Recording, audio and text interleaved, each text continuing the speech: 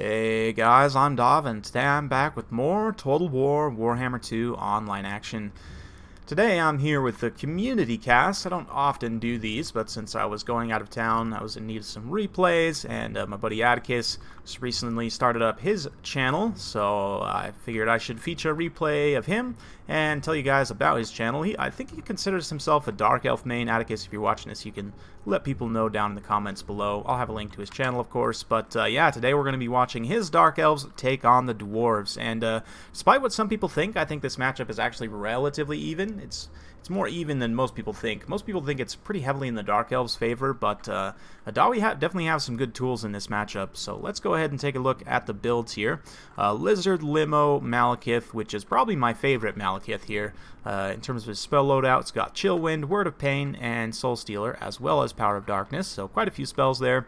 We've got Bleak Swords, Black Art Corsairs, single Hargoneth Executioner in the center, more Corsairs and Bleak Swords. We've also got some Witch Elves out to the flank.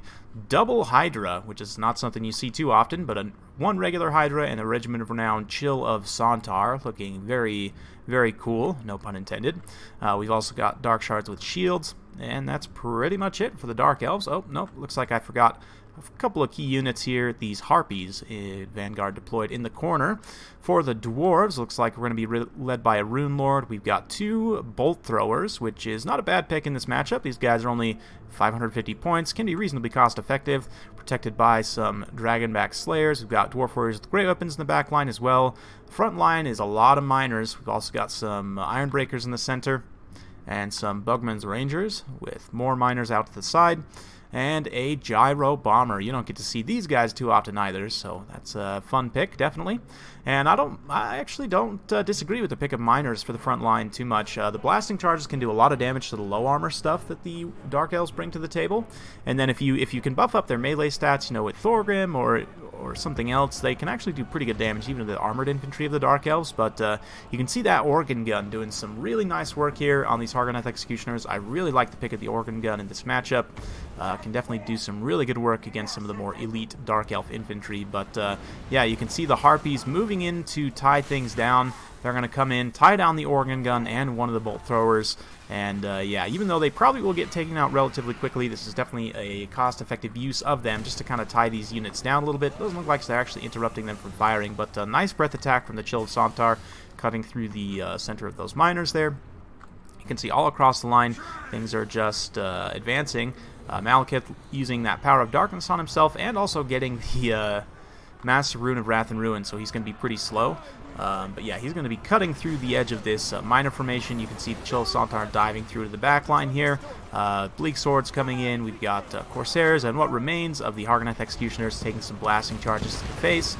Ooh, man, blasting charges right all over that Hydra, and actually didn't do that much damage at the end of the day.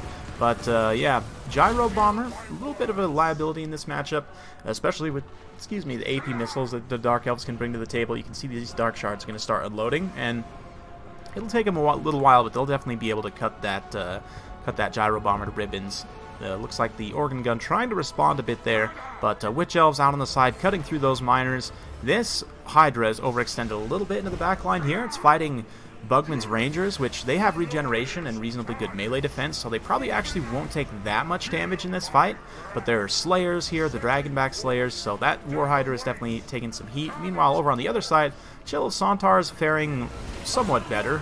Still relatively low, but plenty of cap space left in terms of healing, and doing some good work on that Rune Lord. You can see Malekith rolling around on his Lizard Limo. Ooh, just decapitating that Dawi there. That's definitely a grudgin'.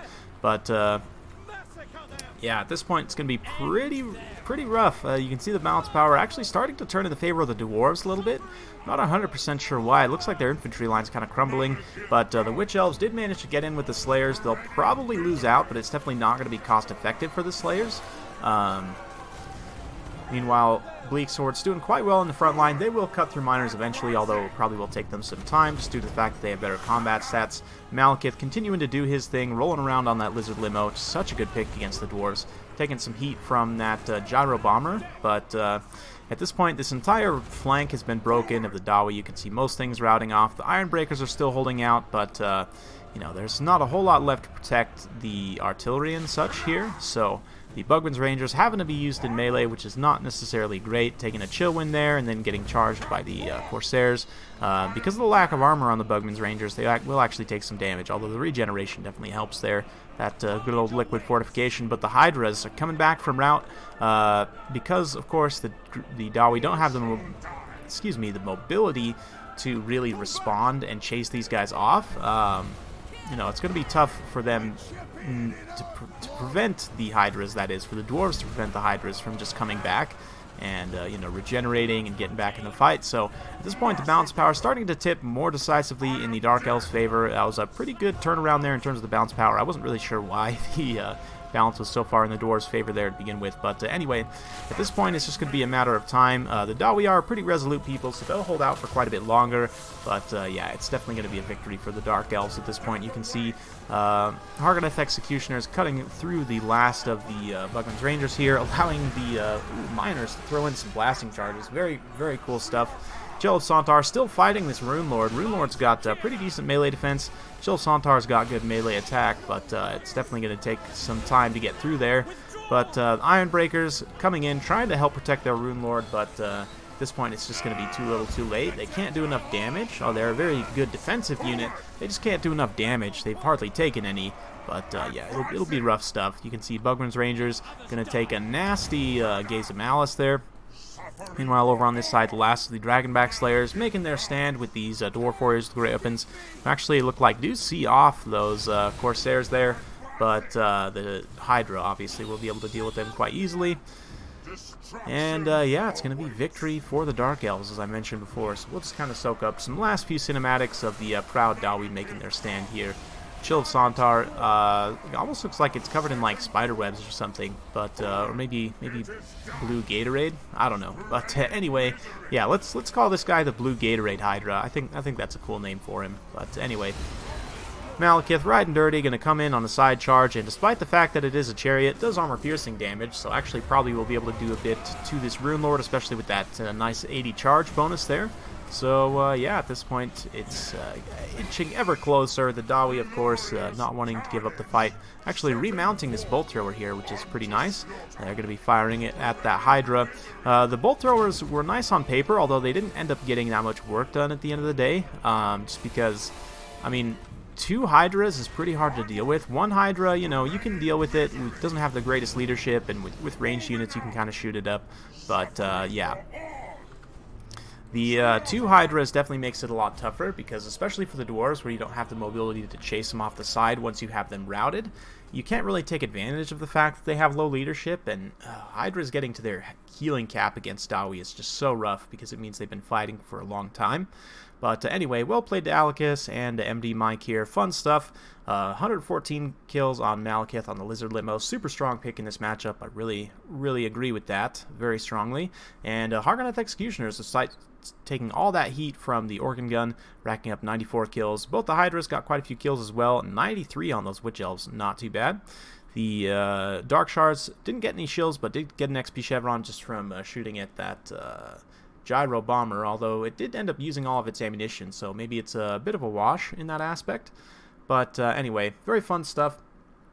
In terms of the Dwarf build, yeah, the Gyro Bomber, like I mentioned, a bit of a liability. If you were to cut that and just tank up on some more infantry, I think it would have gone a bit better for him. Because honestly, the infantry fight was pretty close at the end of the day. Like, if he had a few more, even just like Dwarf Warriors, or let's actually just look here. I don't remember off the top of my head how expensive the Gyro Bomber actually is, because I don't use it hardly ever. I don't really play the Dwarfs often, and the Gyro Bomber is just one of those units that I find hard to make cost effective. Only 1150, which is actually not as much as I thought it was. But yeah, if you were to cut that, you could take a couple of extra Dwarf Warriors. You know, you could grab an extra Slayer with just a little bit of jiggling around. You could afford another Ironbreaker. I would probably say you want a more damage focused unit, but just in general, having more for your opponent to chew on would be pretty decent. And then the Artillery Corps, you know, the Organ Gun, pretty solid pick. I definitely agree with that. I would probably just consolidate your bolt thrower into a cannon, the 2 bolt throwers. One cannon is cheaper than 2 bolt throwers, and it also has much longer range, which then allows you to deploy further back and still get plenty of effective shots. Definitely like the pick of Bugman's Rangers. In fact, I like it so much that I'll grab an extra. The Rune Lord was up on his anvil, I believe. So, yeah. In terms of his items here, Gatekeeper's Belt. Ooh, that sounds nasty if they try and goon him. Granted, he's already a very tanky character, so... Forge Fire is tempting, considering the Dark Elves can bring some armored infantry. We're going to cut Rune of Hearth and Home, just because a lot of the Dawi units are immune to Psychology baseline. We're going to cut Rune of Oath and Steel as well. Keep Rune of Wrath and Ruin and Rune of Negation and the Forge Fire. And yeah, the missile resistance may not help either if you're facing something like Dark Shards, but something like this. And then, Norgremling's Ironbreakers, pretty much an auto pick in most matchups for me just because they're so strong. We're going to grab the Dragonback Slayers, and let's grab some Miners as well, just to give us some meat in the front line. A couple of extra Dwarf Warriors, and at this point we've got 1,000 points left. Maybe we can grab the Grumbling Guard. Something like this I think would be pretty solid. You guys will have to let me know in the comments down below, though, what's been your experience in this matchup. I have played it quite a few times, although I haven't played it within the last probably month or so, but it felt like to me previously at least that the Dwarfs had a reasonable shot in this matchup. I haven't really played it since they took the Tormentor Sword away from the Thane, which I think is a huge loss. I definitely think that they should replace that with another item, but that's a topic for another day. This is pretty much it for today's video, so hope you guys have enjoyed watching. If you do like this sort of content, be sure to like, subscribe, hit that bell notification button. Be sure to check out Atticus' channel as well. Thank you again for watching, and we'll see you next time.